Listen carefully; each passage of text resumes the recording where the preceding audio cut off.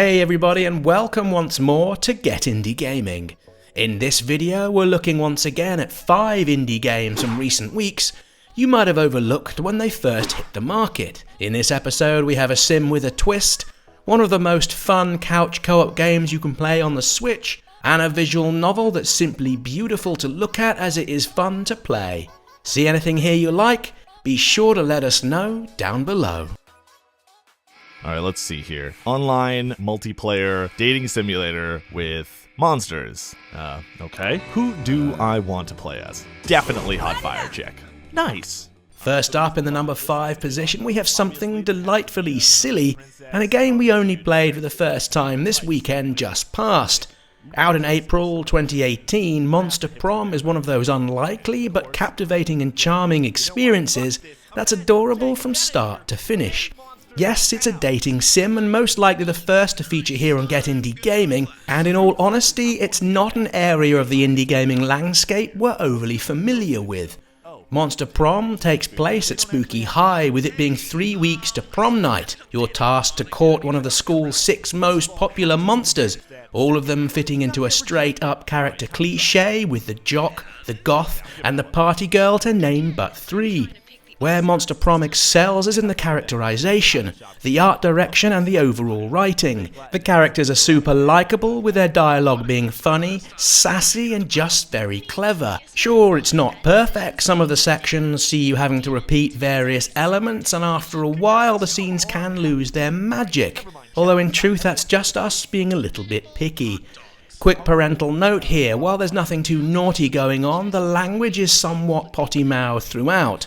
If you haven't, go play Monster Prom and enjoy its beautiful silliness.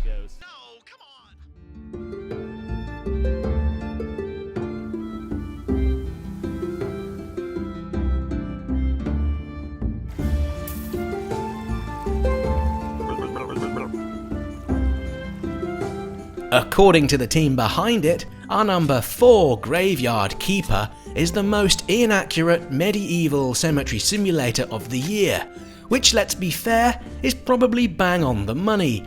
Players are tasked with building and managing a graveyard, with the end goal being to earn as much money as possible. The easy, and by that read slightly dull, way to play Graveyard Keeper comes from running your cemetery as an above-board legit business, by filling the cemetery and leaving the dead to rest in peace. However, there's more money to be made by bending the rules somewhat. Why bury the dead when you can take the money and simply drop them into the nearby river to save on burial plots? The local townsfolk are partial to a good feed and there's plenty of meat around, so why not sell some into the local food chain?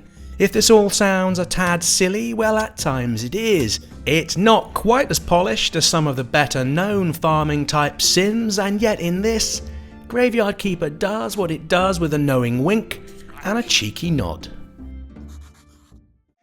At number 4, Donut County is an odd and yet wonderful little puzzler featuring a donut-sized hole.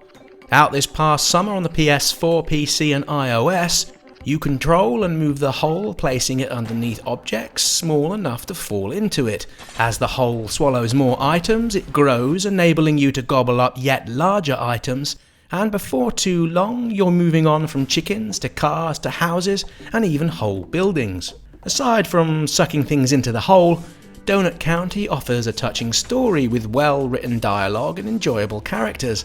Each level begins with a little banter between a group of people the hole has sucked underground, with the focus being on a raccoon called BK, who's responsible for all the chaos and goings-on in Donut County. While Donut County is relatively short, coming in at just under 2 hours, these 120 minutes flew by in one easy setting. All of us here at Get Indie Gaming really enjoyed our playthrough, with the silliness of sucking things into the hole staying fresh throughout the duration.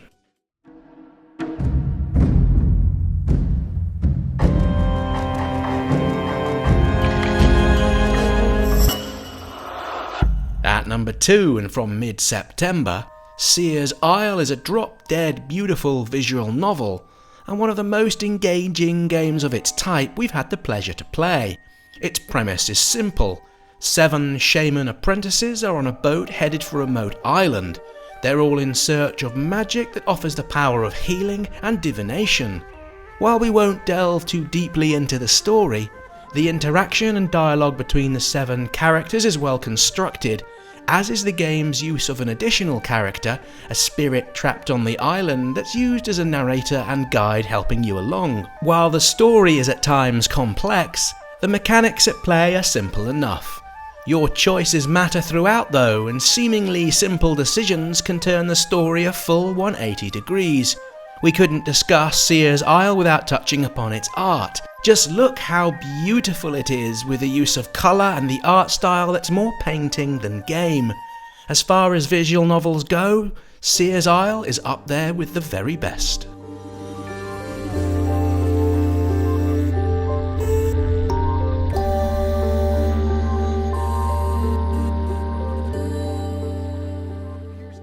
At number 1, Keep Talking and Nobody Explodes is in our mind the finest and most enjoyable couch co-op party game you can play for the Switch on the market today. Of course, this isn't a new game. It first appeared back in 2015 on the PC and Mac, before coming to the Oculus and more recently onto the consoles. It offers a fairly simple gameplay loop where the player is trapped in a room with the bomb to be defused with the help of your fellow players and a bunch of manuals. Now here's the fun part. The only person able to see the bomb is the person trapped in the room, who also happens to be holding onto the switch. This player must describe what they can see to their teammates, who use the description to interpret information found within the game's manuals, available via the website or on players' phones and tablets, etc, etc, to discover how to render the bomb harmless. As could be expected with a game such as this, things only gel when you work together as a team and have a crystal clear thought process and strong communication skills. As we mentioned at the start, as a local couch co-op game, this is close to perfection. The difficulty ramps up nicely from the start and leaves you and your guests wanting to play just one more round before they leave your home happy and contented. And with that, we're almost out of time on today's video. Still to come this November, our Kickstarter rundown, perhaps a look at some of the most interesting indie games out there in early access, and our countdown of the best indie games we played over the course of the month. Hope you enjoyed this video, and please let us know down below what you think you might pick up and play. Until next time, many thanks for watching.